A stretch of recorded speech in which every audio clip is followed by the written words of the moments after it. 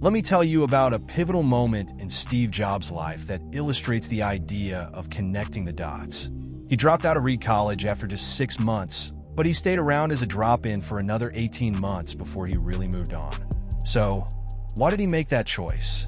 The roots of his decision go back to before he was even born. Steve's biological mother, a young, unwed graduate student, chose to put him up for adoption, wanting him to be raised by college-educated parents. Initially, he was set to be adopted by a lawyer and his wife, but at the last minute, they decided they wanted a girl instead. His eventual adoptive parents were next on the list, and they received a late-night call asking if they wanted an unexpected baby boy. They said yes. But when Steve's biological mother discovered that his adoptive mother hadn't graduated college and his father hadn't finished high school, she hesitated to finalize the adoption. Eventually, she agreed, but only after his parents promised that he would go to college someday. Fast forward 17 years. Steve enrolled in college, but quickly realized he was at an institution that was almost as expensive as Stanford. His working-class parents were spending their life savings on his tuition, and he felt lost and uncertain about his future. He couldn't see how college would help him figure out his path, so he made the courageous decision to drop out and trust that everything would work out. Looking back, this choice was one of the best he ever made. Dropping out freed him from the required classes that bored him, allowing him to explore subjects that truly ignited his passion. He didn't have a dorm room, so he slept on friends' floors, returned Coke bottles for money to buy food, and walked 7 miles every Sunday night to enjoy a meal at the Hare Krishna Temple.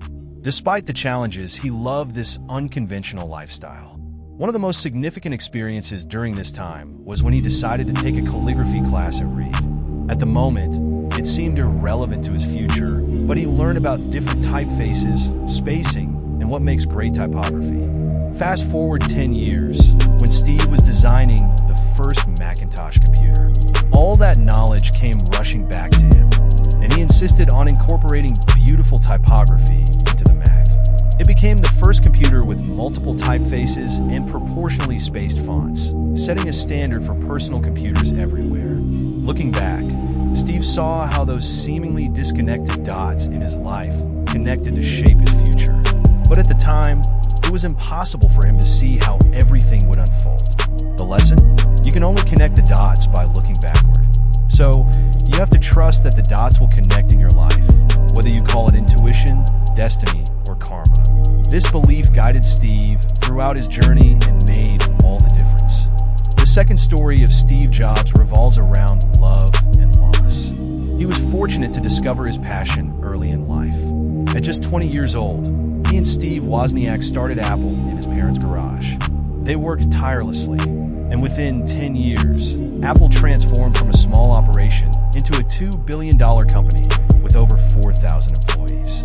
They had just released the Macintosh, which was their crowning achievement, and Steve had just turned 30. Then, unexpectedly, he got fired. You might wonder how someone could get fired from the company they founded. As Apple grew, Steve brought in a talented executive to help run the company. Initially, things went smoothly, but soon their visions for the future began to clash, leading to a falling out.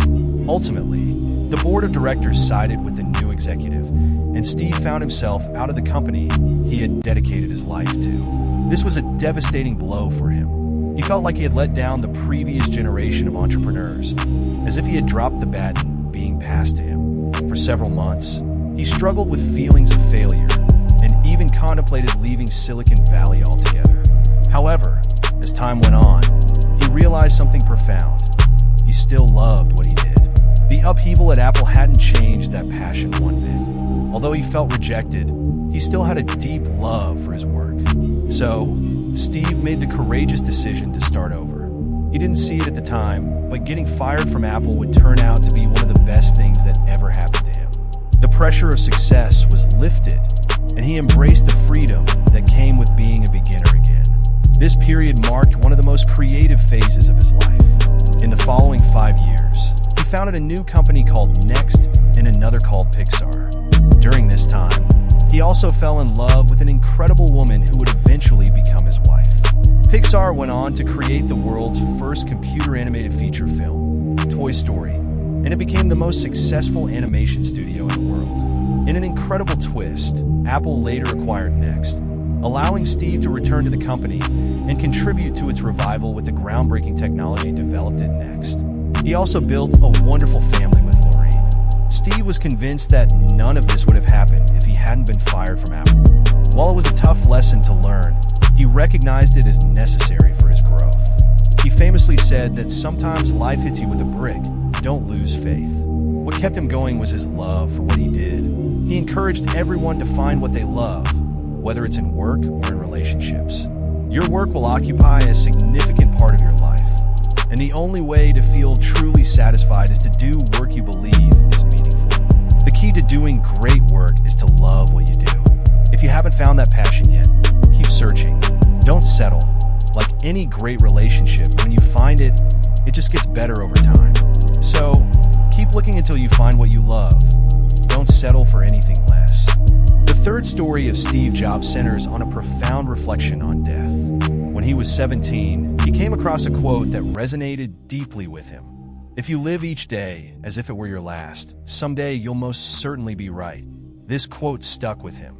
And for the next 33 years, he made it a practice to look in the mirror every morning and ask himself, if today were the last day of my life, would I want to do what I am about to do today?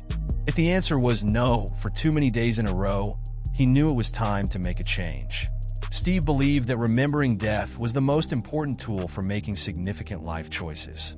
All external expectations, pride, and fears seemed to fade away in the face of death, leaving only what truly mattered.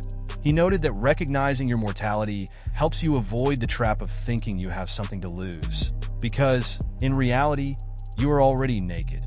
There's no reason not to follow your heart. About a year before he spoke these words, Steve was diagnosed with cancer. He had a scan that revealed a tumor on his pancreas, and the doctors informed him it was likely a type of cancer that was incurable. They advised him to go home and get his affairs in order, which in medical terms meant preparing for death. This news forced him to think about saying goodbye to his loved ones and wrapping up his life's work. Later that evening, after a biopsy, he learned that the tumor was actually a rare form of pancreatic cancer that was curable with surgery. After undergoing the surgery, he recovered and was fine. This experience brought him face to face with death, and he shared that no one truly wants to die, even those who believe in an afterlife. Yet, death is the destination we all share, and it plays a crucial role in life. It clears the old to make way for the new. Steve emphasized that our time is limited, so we shouldn't waste it living someone else's life. He urged everyone not to be trapped by dogma or let the opinions of others drown out their inner voice. The most important thing, he said, is to have the courage to follow your heart and intuition because they know what you truly want to become. He also recalled an influential publication from his youth called the Whole Earth Catalog, created by Stuart Brand. It was a treasure trove of ideas and tools, much like an early version of Google, and it embodied the idealism of the late 1960s. On the back cover of its final issue, there was a photograph of a country road, paired with the words, "Stay hungry. Stay foolish." This was their farewell message. Steve carried that sentiment with him throughout his life, and as he addressed graduates, he wished the same for them. Stay hungry. Stay foolish. It was a powerful reminder to always pursue what you love and to approach life with curiosity and an open heart.